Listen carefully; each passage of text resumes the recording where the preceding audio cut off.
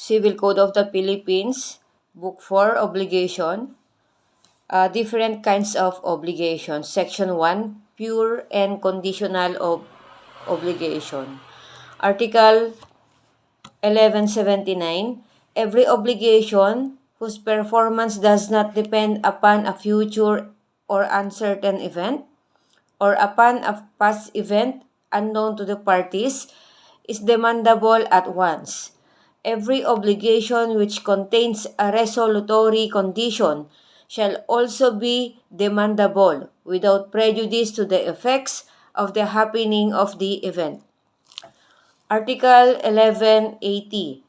When the debtor binds himself to pay when his means permit him to do so, the obligation shall be deemed to be one with a period, subject to the provisions of Article 1197. Article 1181. In conditional obligation, the acquisition of rights as well as the extinguishment or loss of those already acquired shall depend upon the happening of the event which constitute the condition. Article 1182. When the fulfillment of the condition depends upon the sole will of the debtor, the conditional obligation shall be void. If it depends upon the chance or upon the will of the third person, the obligation shall take effect in conformity with the provision of this code. Article 1183. Impossible conditions. Those contrary to good customs or public policy and those prohibited by law shall annul the obligation which depends upon them. If the obligation is divisible, that part thereof which is not affected by the impossible or unlawful condition shall be valid. The condition not to do an impossible thing shall be considered as not having been agreed upon. Article 1184. The condition that some event happen at a determinate time shall extinguish the obligation as soon as the time expires, or if it has become indubitable that the event will not take place. Article 1185. The condition that some event will not happen at a determinate time shall render the obligation effective from the moment the time indicated has elapsed, or if it has become evident that the event cannot occur. If no time has been fixed, the condition shall be deemed fulfilled as such time as may have probably been contemplated, bearing in mind the nature of the obligation. Article 1186. The condition shall be deemed fulfilled when the obligor voluntarily prevents its fulfillment. Again, the condition shall be deemed fulfilled when the obligor voluntarily prevents its fulfillment.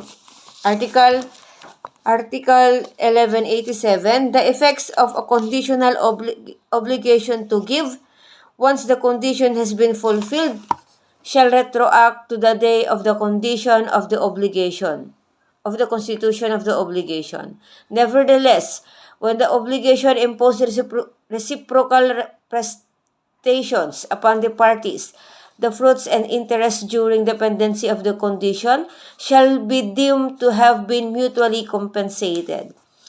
If the obligation is unilateral, the debtor shall appropriate the fruits and interest received, unless, from the nature and circumstances of the obligation, it should be inferred that the intention of the person constituting the same was different. In obligations to do and not to do, the courts shall determine, in each case, the retroactive effect of the condition that has been complied with. Article 1188. The creditor may, before the fulfillment of the condition, bring the appropriate action for the preservation of his right. The debtor may recover what during the same The debtor may recover what during the same time he has paid by mistake in case of a suspensive condition. Article 1189. When the condition have been imposed with the intention of suspending the efficacy of an obligation to give, the following rules shall be observed in case of the improvement, loss, or deterioration of the thing during the pendency of the condition. 1. If the thing is lost without the fault of the debtor, the obligation shall be extinguished.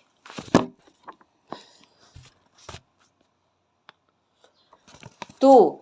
If the thing is lost through the fault of the debtor, he shall be obliged to pay damages. It is understood that the thing is lost when it perishes or goes out of commerce or disappears in such a way that its existence is unknown or it cannot be recovered.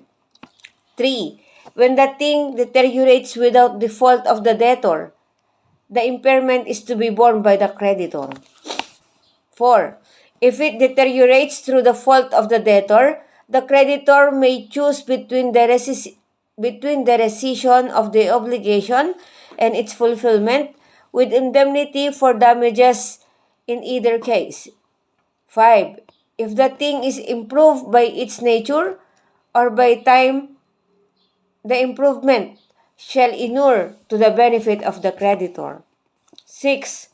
If it is improved at the expense of the debtor, he shall have no other right than that granted to the usufructuary. Article 1190. When the conditions have for their purpose the extinguishment of an obligation to give, the parties, upon the fulfillment of said conditions, shall return to each other what they have received.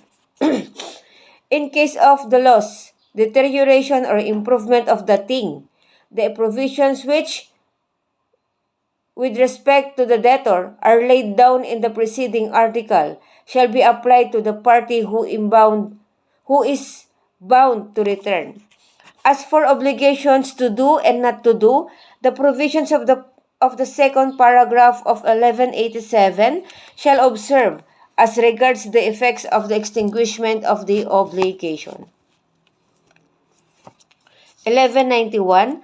The power to rescind obligations is implied in reciprocal ones, in case one of the obligors should not comply with what is incumbent upon him.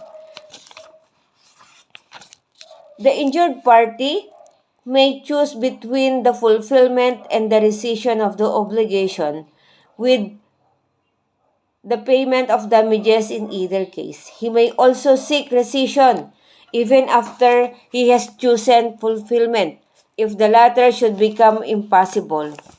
The court shall decree the rescission claim unless there be just cause authorizing the fixing of a period.